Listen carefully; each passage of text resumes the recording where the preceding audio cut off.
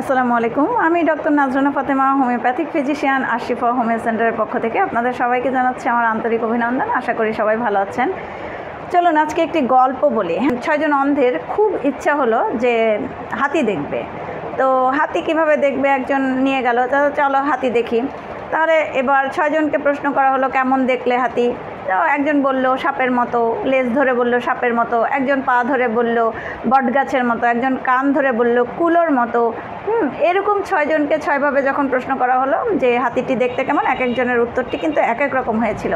তো এখন অনেকেই কমেন্টস করেন যে হোমিওপ্যাথিক ওষুধ কাজ করে না, হোমিওপ্যাথিক ওষুধে রোগ সারে না, হোমিওপ্যাথিক ওষুধ এইরকম, হোমিওপ্যাথিক ওষুধ এইরকম। তো আমি অনেককে যারা প্রশ্ন করেন তাদেরকে জিজ্ঞাসা করেছিলাম যে আসলে আপনি কি কখনো হোমিওপ্যাথিক ওষুধ সেবন করেছেন? কোনো সদ উত্তর কিন্তু আসেনি।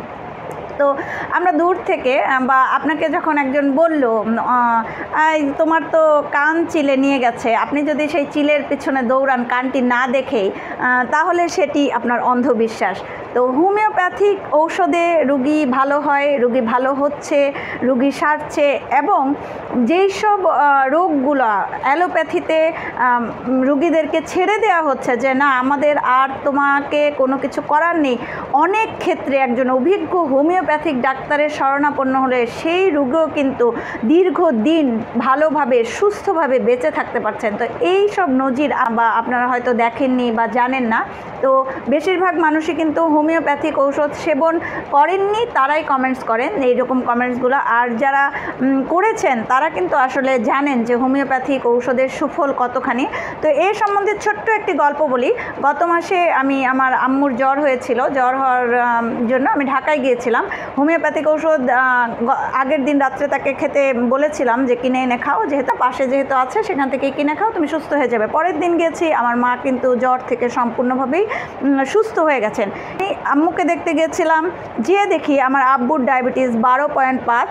সে কখনোই ডায়াবেটিস মাপেনি। ডায়াবেটিস না মাপার ফলে তার অবশ্যই সেটি তার কিডনিকে আক্রমণ করেছিল, এবং যেহেতু কিডনি আক্রান্ত হয়েছিল তার দুইটি পাই সম্পূর্ণভাবে ফুলে গিয়েছিল। ফুলে যাওয়ার পরে আমি ইনস্ট্যান্ট বললাম যে এই ওষুধ আমি তোমাকে আগে পাঠিয়েছিলাম, এই ওষুধটি আব্বুর জন্যই পাঠিয়েছিলাম, তুমি খাওয়াওনি, এখন অবশ্যই আব্বুকে খাওয়াও।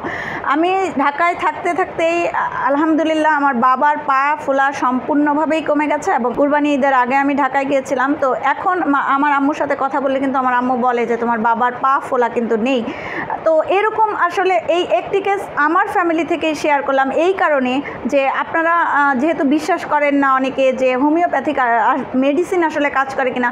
আমি আজ পর্যন্ত এখন পর্যন্ত যতদিন হোমিওপ্যাথিক পড়ছি বা হোমিওপ্যাথি বুঝতে শিখেছি, হোমিওপ্যাথির ভিতরের যে মূল তত্ত্ব সেইটা নিয়ে যখন আমি পড়া শুরু করেছি, তখন থেকে আজ পর্যন্ত আমি কিন্তু কোনো অ্যালোপ্যাথি ঔষধ সেবন করি না, আমিও করি না। এবং আমার রুগীরা যারা আসে তাদেরকে যখন আমি হোমিওপ্যাথিক মেডিসিন দিই, বেশিরভাগ ক্ষেত্রেই তারা অ্যালোপ্যাথিক মেডিসিন বা অন্য আয়ুর্বেদী বলেন, ইউনানি বলেন, কবিরাজি বলেন, যে কোনো প্যাথিতেই থাকুক না কেন, তাদেরকে কিন্তু আমি বলে দিই ধীরে ধীরে আপনারা এই ওষুধগুলো বন্ধ করে দিতে পারবেন ইনশাল্লাহ। এবং বেশিরভাগ রুগী হোমিওপ্যাথিক মেডিসিন সেবন করার পরে তাদের কিন্তু ফিলিংসটা অন্যরকম। আমি অবশ্যই আপনাদেরকে এই কেসগুলো দিব, কিন্তু আমি বারবার বলছি যে আসলে একজন অসুস্থ রুগীকে এইভাবে ক্যামেরার সামনে নিয়ে আসা আমার কাছে বিব্রতকর মনে হয়, বিধায় আমি কিন্তু এই কেসগুলা সরাসরি রুগীর মুখ থেকে শুনিয়ে দিতে চাই না।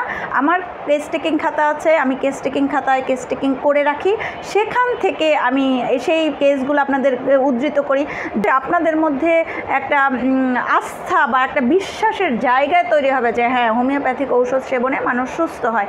সেজন্যই যেই রোগীগুলো কিওর হয়, যে রোগীগুলো সম্পূর্ণভাবে সুস্থ হয়, সেই কেসগুলোই কিন্তু আমি দেওয়ার চেষ্টা করি। ধন্যবাদ সবাইকে।